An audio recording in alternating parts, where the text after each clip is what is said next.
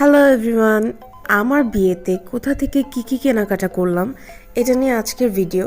তো এই দিন আমরা যাচ্ছিলাম নর্মালি দেখতে বেনারসি পল্লীতে কী আছে। কোনো কিছু কেনার প্ল্যান ছিল না, আমরা ওরকম প্রিপারেশন নিয়েও যাইনি। তারপরও ভাবলাম যে কেনাকাটার আগে একটু দেখে আসি। আমার বিয়ের ডিসিশন যেহেতু মাত্র 2 দিনে নেওয়া হয়েছে, তো সব কিছু খুব বেশি তাড়াহুড়োর মধ্যে চলতেছিল। তো এখানে আমি, আম্মু, আপু, আমার 2টা ফ্রেন্ড, আমরা সবাই চলে গেছিলাম শপিংয়ে। তো আমরা বিভিন্ন দোকানে ঘুরতেছিলাম, দেখলাম।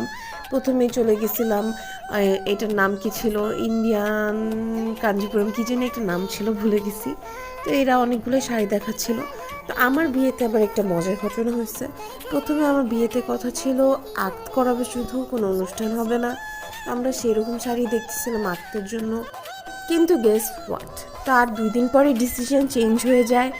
বলে যে বাসার মধ্যে হবে না, ছোটোখাটো কোনো একটা কমিউনিটি সেন্টার হবে 100 জন বা 150 জন নিয়ে। তারপরে আবার ডিসিশন চেঞ্জ হয়, তারপর 200 জনের কথা হয়, 300 জনের কথা হয়। এরপর একটা মোটামুটি ভালোই বড় হল নিয়ে আমার বিয়ে 450 থেকে 500 জনের অ্যারেঞ্জমেন্ট নিয়ে করা হয়। যাই হোক, যেটাই কথা বলতেছিলাম, আমরা বিভিন্ন দোকান ঘুরতেছিলাম শাড়ি খোঁজার জন্য, কিন্তু আমাদের মন মতো একটা শাড়িও পাচ্ছিলাম না। শাড়িগুলো হয়তো খুব বেশি হেভি হয়ে যাচ্ছে, বা কালার পছন্দ হচ্ছে না, ডিজাইন পছন্দ হচ্ছে না। অনেকগুলো শাড়ি আমাদের দেখা হয়েছে, বাট মন মতো শাড়ি পাচ্ছিলাম না।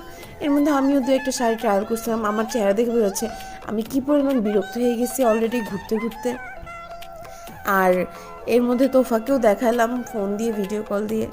এর মধ্যে জর্জেটের শাড়ি নেওয়ার প্ল্যান ছিল, বাট পরে আম্মু বলতেছে যে কয়েকটা কাতানও দেখে, এই কাতানগুলো খুবই সুন্দর ছিল, আমার অনেক ভালো লাগছে। এগুলো নেওয়া হয় নাই, বাট আমি ইন ফিউচার নিব। আমার এই কালারের কাতানগুলো অসম্ভব ভালো লাগছে। এরপরে এই দোকানে অনেকগুলো শাড়ি আমার দেখানো হয়েছিল, কিন্তু কেন জানি একটাও ভালো লাগছে না। লাইক হয়তো মনের মতো হচ্ছিল না, নয়তো কালার হচ্ছিল না। তারপরে এই দোকান থেকে আমরা চলে যাই অন্য একটা দোকানে। অ্যান্ড দিস ইজ দ্য দোকান যেখান থেকে আমরা 2টা শাড়ি কিনে ফেলি অ্যান্ড লাইফে সবচেয়ে বড় ভুল করি। হয়তো দামাদামি স্কিলস খুবই খারাপ ছিল। যাই হোক, খুব বড় একটা বাস খাই। আর আমি বলবো এদের দোকান থেকে কেউ কিনেন না। এদের দোকানের মধ্যে এরা এরকমই করে যে বলে ব্লাউজ, এদের যেটা বলে কি আমাদের দোকান থেকে বানান নষ্ট হবে না, নিজেরা এত বাজেভাবে ব্লাউজ বানায় দেয়। এদের দোকানের নাম হলো ইন্ডিয়ান সিল্ক। অ্যাভয়েড করেন ভাই, এই দোকানটা খুবই ফ্রড বাটপার দোকান। আমার পুরো 2টা ব্লাউজ নষ্ট করে দিচ্ছে। যাই হোক, এই পর্যন্ত, পরে বাসা চলে গেলাম। নতুন ব্লগ আসবে আবার।